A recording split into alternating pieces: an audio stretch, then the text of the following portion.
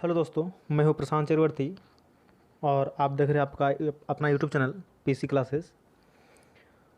दोस्तों, मैं आप लोग के सामने आज एक बहुत ही इम्पोर्टेंट चैप्टर जो क्लास 12 का है, लेसन 3 समकालीन विश्व में अमेरिकी वर्चस्व, उसी को आज जो है कंटिन्यू करूंगा मैं। और मुझे ऐसा आशा है कि आपको इसमें बहुत सारी चीज़ जो है नई नई बातें सीखने को मिलेगी। तो वीडियो को शुरू से अंत तक देखते रहिए, मतलब बने रहिए इसमें। और क्या कुछ इसमें है आइए हम लोग इसमें समझते हैं। जैसे कि हेडिंग आप लोग देख पा रहे हैं, शीर्षक टाइटल में लिखा है कि समकालीन विश्व में अमेरिकी वर्चस्व। यहाँ एक नाम आप देख पा रहे हैं, अमेरिका, और साथ ही साथ उसमें लिखा हुआ है वर्चस्व। ये अमेरिका के साथ वर्चस्व क्यों लगा हुआ है? आखिर क्या बात है कि और भी कोई कंट्री का यहाँ नाम नहीं है, केवल अमेरिका के साथ वर्चस्व लगा है? वर्चस्व मतलब क्या होता है, इसका भी मतलब हम लोग समझते हैं। वर्चस्व मीन्स होता है धाक जमाना, अपना शक्ति के बल पर, ताकत के बल पर दूसरों के सामने अपना प्रदर्शन करना, अपने आप को श्रेष्ठ बताना, यही है वर्चस्व जो अमेरिका कर रहा था। अमेरिका ने बहुत ऐसी जगहों में जो है अपना शक्ति का प्रचार प्रसार किया है। एक एक करके सारे बातों को हम लोग देखेंगे। तो आइए थोड़ा सा परिचय हम लोग जान लेते हैं कि परिचय में क्या लिखा हुआ है। लिखा है कि हमने देखा कि शीत युद्ध के अंत के बाद, हमने शीत युद्ध आपको कई बार समझा चुके हैं। शीत युद्ध द्वितीय विश्व युद्ध के बाद स्टार्ट होती है और इसमें दो देश यानी अमेरिका और रूस, यही दोनों देशों के बीच में युद्ध चलता है। 1945 में ये स्टार्ट होता है, 1991 को ये समाप्त होती है। तो जैसे ही इसका अंत हुआ तो अंत के बाद संयुक्त राज्य अमेरिका यानी यूएसए विश्व की सबसे बड़ी ताकत बनकर उभरा और दुनिया में कोई उसकी टक्कर का प्रतिद्वंदी ना रहा, कोई कंपटीटर नहीं रहा। इस घटना के बाद के दौर को अमेरिकी प्रभुत्व या एक ध्रुवीय विश्व का दौर कहा जाता है, क्योंकि उनके सामने और कोई दूसरा कंट्री नहीं था। एकमात्र जो था वो रसिया इससे टक्कर लेने वाला था, लेकिन वो अब विघटन हो चुका है, मतलब यूएसएसआर का विघटन हो चुका है, तो वो भी अब इसमें नहीं है। केवल एक ही देश रह गया, अमेरिका। तो इस अध्याय में हम अमेरिका के प्रभुत्व की प्रकृति, उनका विस्तार और सीमाओं को समझाने की कोशिश करेंगे।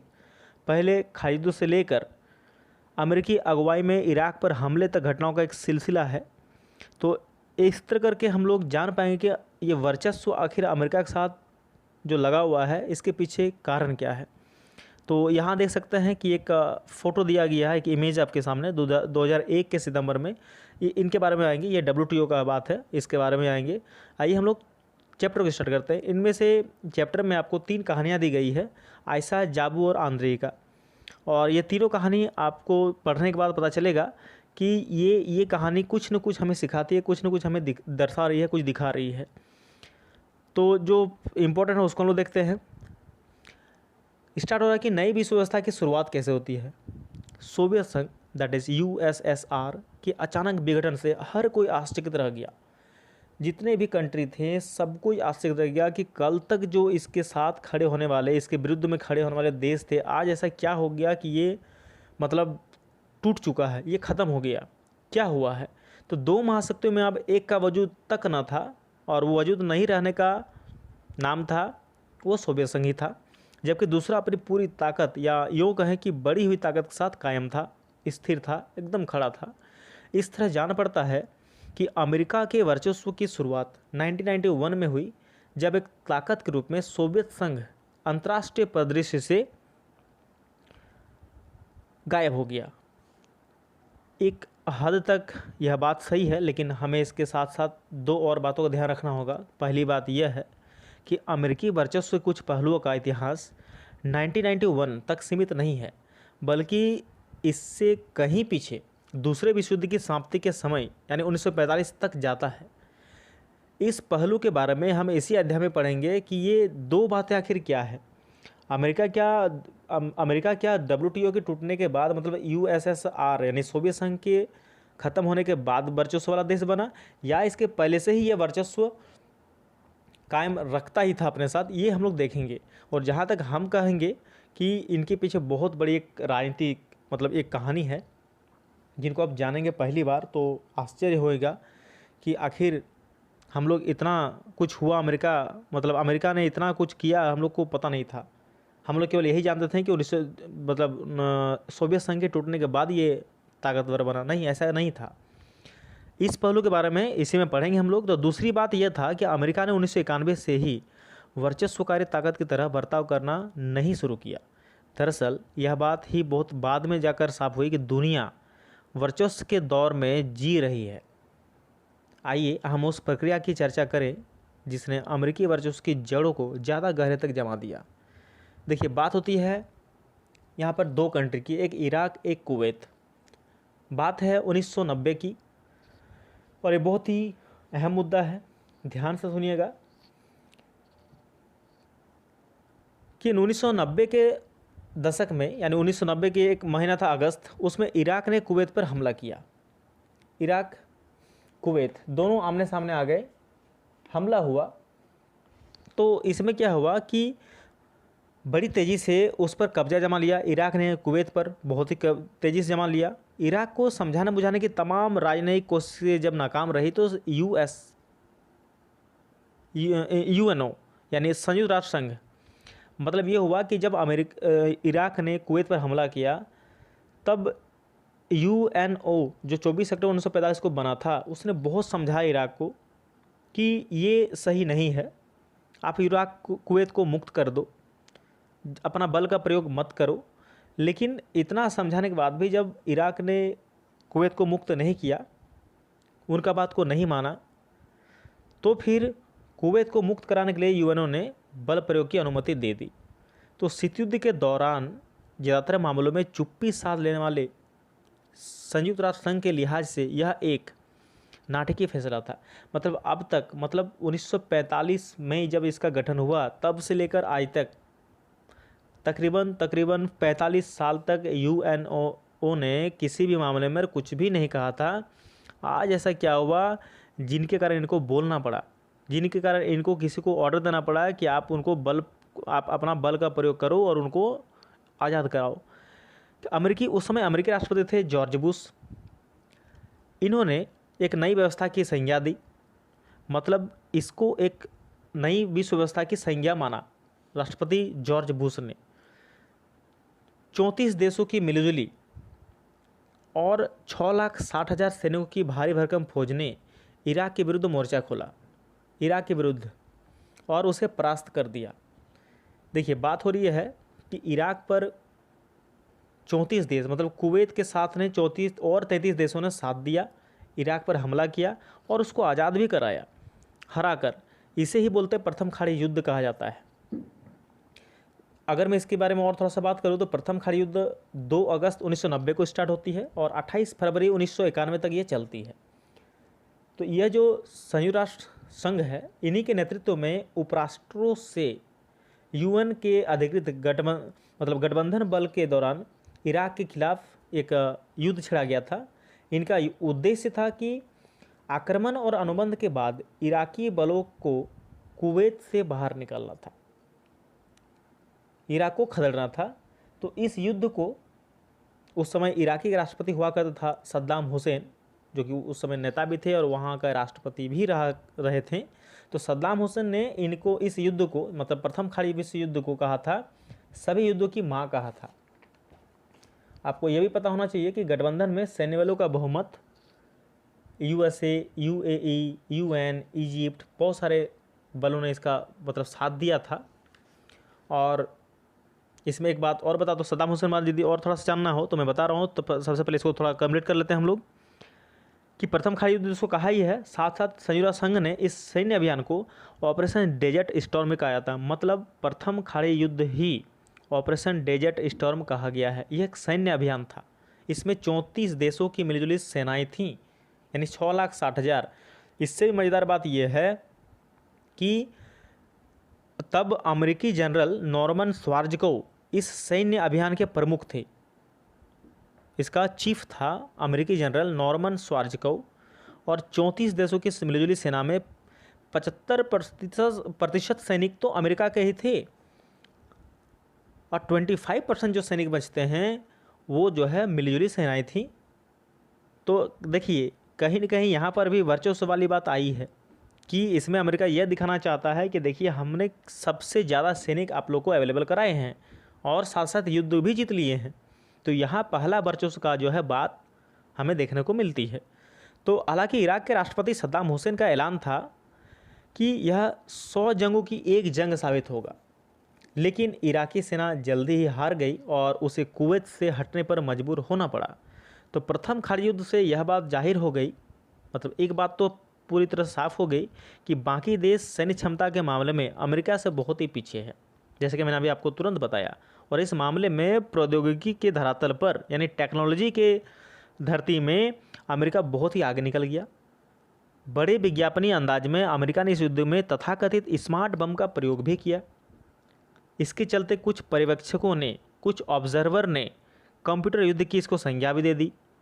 तो इस युद्ध को टेलीविज़न पर व्यापक कवरेज हुई, मतलब लाइव टेलीकास्ट दिखाया गया और इसको वीडियो गेम वॉर में इसको तब्दील कर दिया गया। दुनिया भर में अलग अलग जगहों पर दर्शक अपनी बैठक में बड़े इत्मीनान से देख रहे थे कि इराकी सेना किस तरह धराशायी हो रहे हैं, किस तरह हार रहे हैं। तो यह बात अविश्वास मतलब हमें विश्वास नहीं होती है, लेकिन एक बात आपको माननी पड़ेगी कि अमेरिका ने एक बहुत ही गहरी चाल खेली कि अमेरिका इस युद्ध में मुनाफा बहुत कमाया। कई रिपोर्ट में कहा गया कि अमेरिका ने जितनी रकम इस जंग पर खर्च की, उससे कहीं ज़्यादा रकम उसने जर्मनी, जापान, सऊदी अरब जैसे देशों से मतलब ले ली, उनको मिली थी। तो ऐसे आपको याद रखना पड़ेगा कि प्रथम खाड़ी युद्ध ही ऑपरेशन डेजर्ट स्टॉर्म है। इस युद्ध में स्मार्ट बम का प्रयोग हुआ था, इसलिए इसको कंप्यूटर युद्ध भी कहा जाता है और वीडियो गेम वॉर भी कहा जाता है। तो सद्दाम हुसैन के बारे में आइए हम लोग जानते हैं कुछ बातें कि सद्दाम हुसैन, देखिए इनका पूरा नाम था सद्दाम हुसैन अल मजीद अल टिकरी। यह सुन्नी परिवार में इनका जन्म हुआ था और ये अपने आप को पैगंबर मोहम्मद के वंशज मानते थे। सद्दाम हुसैन इराक का 5वां राष्ट्रपति था और 30 साल तक इसने अपना राजपाट चलाया था। यह दुनिया के सबसे बदनाम कातिलों में से एक माना जाता है, जिसने अपनी तानाशाही के बल पर लाखों लोगों को मौत के मुंह में धकेल दिया था। मज़ेदार बात यह है, आपको जानकर आश्चर्य होगा कि एक और तो हम बोल रहे हैं कि बदनाम कातिलों में से एक है, और दूसरी तरफ मैं ये भी बोल रहा हूँ कि यह एक अध्यापक भी रह चुके हैं, एक स्कूल टीचर भी रह चुके हैं कुछ समय तक, ज़्यादा लंबा समय तक नहीं था इसका टाइम पीरियड, टेन्योर। और 1979 में ये राष्ट्रपति बनता है। तो विभिन्न रिपोर्ट्स के अनुसार कहा जाता है कि सद्दाम हुसैन ने खुद के खून से कुरान की एक प्रति लिखवाई थी और यह भी कहा जाता है कि इसमें 27 लीटर खून का इस्तेमाल हुआ था। मज़ेदार बात और भी है, आपको जानकर आश्चर्य होगा कि यूनेस्को ने माना था कि हुसैन ने इराक में लोगों का लिविंग स्टैंडर्ड जो है बेहतर बनाया था, इसलिए इनको अवार्ड से नवाजा भी गया था। तो जब सद्दाम हुसैन गिरफ्तार हुए थे तो सद्दाम हुसैन सज़ा से बचने के लिए अपील भी की थी, लेकिन उनकी अपील को खारिज कर दिया गया था और इस तरह 30 दिसंबर 2006 को उनको फांसी दे दी गई थी। उनकी अंतिम इच्छा थी कि हमको फांसी के बजाय मतलब शूट करके मारा जाए ताकि सम्मान की मौत मरे हम, लेकिन उसकी यह इच्छा भी पूरी नहीं की गई थी। तो आप समझ सकते हैं कि सद्दाम हुसैन किस लेवल के एक नेता थे। और कहा जाता है क्या कि सद्दाम हुसैन अपना क्लोन बनाकर चलते थे, 10-12 क्लोन तो ऐसे ही बना लिए थे। क्लोन मतलब हूबहू अपने जैसा दिखने वाला, और क्लोन में दिमाग मतलब ब्रेन नहीं होती हैं। तो कहा जाता है कि जब अमेरिकी सैनिकों ने जब सद्दाम हुसैन को मारा था तब तो कंफर्म नहीं हो पा रहा था कि ये क्लोन को मारे या फिर ओरिजिनल सद्दाम हुसैन को मारे थे। तो ये कहीं ना कहीं जो है सद्दाम हुसैन का एक लेवल आपको दिखाई पड़ता है। अब देखिए एक और चीज़ बताता हूँ, उसके बाद प्रथम खाड़ी युद्ध के बाद देखिए एक और आता है दौर जिसको बोलते हैं क्लिंटन का दौर। और क्लिंटन जो थे अमेरिकी के राष्ट्रपति थे उस समय, यानी 42 यानी 42वें राष्ट्रपति थे। चलिए पढ़ते हैं फिर इसके बारे में जानते हैं कि प्रथम खाड़ी युद्ध जीतने के बावजूद प्रथम खाड़ी तो अमेरिका जीत गया था, जीतने के बावजूद जॉर्ज बुश 1992 में डेमोक्रेटिक पार्टी के उम्मीदवार विलियम जेफरसन, मतलब विल क्लिंटन को ही विलियम जेफरसन कहा जाता है, नाम याद रखिएगा, will Clinton he William Jefferson है, दोनों एक ही है। तो डेमोक्रेटिक पार्टी के थे विलियम जेफरसन, उनसे यह चुनाव हार जाते हैं जॉर्ज बुश प्रथम खाड़ी विश्व युद्ध में जो थे वो उसका उस समय राष्ट्रपति थे, और अब जो है उनसे वो हार जाते हैं बिल क्लिंटन से 1992 में, जो कि डेमोक्रेटिक पार्टी के नेता रहते हैं। क्लिंटन ने विदेश नीति की जगह घरेलू नीति को अपने अपने चुनाव प्रचार का निशाना बनाया था, मतलब ये कुछ अलग कर रहे थे। तो बिल क्लिंटन जो है 1996 में दोबारा चुनाव जीते, लोग इनको बहुत ही पसंद किए। एक बार 1992 में, और आपको पता है कि अमेरिका में 4 साल के बाद जो है चुनाव होते हैं, तो 1992 में एक बार चुनाव हुआ, उसमें जीते। अगेन जब चुनाव होते हैं, इलेक्शन होते हैं 1996 में, फिर से ये दोबारा राष्ट्रपति के चुनाव पद पर बैठ जाते हैं। तो क्लिंटन के दौर में ऐसा जान पड़ता था कि अमेरिका ने अपने को घरेलू मामलों तक सीमित कर लिया है और विश्व के मामलों में उसकी भरपूर संलग्नता नहीं रही। विदेश नीति के मामले में क्लिंटन सरकार ने सैन्य शक्ति और सुरक्षा जैसी कठोर रणनीति की जगह लोकतंत्र के बढ़ावे, जलवायु परिवर्तन तथा विश्व व्यापार जैसे नरम मुद्दों पर ध्यान केंद्रित किया। देखिए, दूसरे जो भी राष्ट्रपति बने थे उनसे ये हटके थे। क्यों हटके थे? क्योंकि क्लिंटन सरकार ने क्या किया था, ये सैन्य शक्ति और सुरक्षा जैसे कठोर राजनीति की जगह इन्होंने लोकतंत्र किस तरह बढ़े, जलवायु परिवर्तन, विश्व व्यापार कैसे आगे बढ़े, नरम, इस तरह के नरम मुद्दों पर ध्यान केंद्रित किया था। तो बहरहाल क्लिंटन के दौर में भी अमेरिका जब तब फौजी ताकत के इस्तेमाल के लिए तैयार दिखा। इस तरह की एक बड़ी घटना 1999 में हुई थी। क्या हुई थी कि अपने ही प्रांत एक था कोसोवो। कोसोवो में यूगोस्लाविया ने अल्बानियाई लोगों के आंदोलन को कुचलने के लिए सैन्य कार्रवाई की। चूँकि कोसोवो में अल्बानियाई लोगों का मतलब बहुलता है, मतलब बहुत लोग वहाँ, बहुत सारे, अधिकांश लोग कोसोवो में जो है अल्बानियाई हैं, अल्बानिया के हैं। इनके जवाब में अमेरिकी नेतृत्व में नाटो के देशों ने यूगोस्लाविया क्षेत्रों पर 2 महीने तक बमबारी की। स्लोबोदान मिलोसेविच की सरकार गिर गई और कोसोवो पर नाटो की सेना काबिज हो गई, मतलब वहाँ पर कब्जा कर लिया। तो उसमें बिल क्लिंटन के दौर में दूसरी बड़ी सैन्य कार्रवाई नैरोबी, केन्या की राजधानी है नैरोबी, और दार एस सलाम तंजानिया की राजधानी है, कि अमेरिकी दूतावासों पर बमबारी के जवाब में 1998 में हुई थी।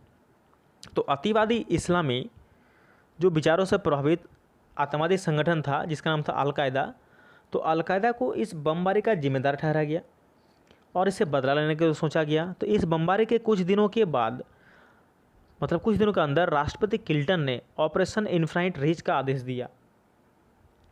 इस अभियान के अंतर्गत अमेरिका ने सूडान और अफगानिस्तान के अल-कायदा के ठिकानों पर कई बार क्रूज मिसाइल से हमले किए और अमेरिका ने अपने इस कार्रवाई के लिए संयुक्त राष्ट्र संघ की अनुमति लेने या इस सिलसिले में अंतर्राष्ट्रीय कानून की परवाह भी नहीं की थी। जी, क्रूज मिसाइल 2 प्रकार की होती है, मैंने बताया आपको, एक बैलिस्टिक, एक क्रूज।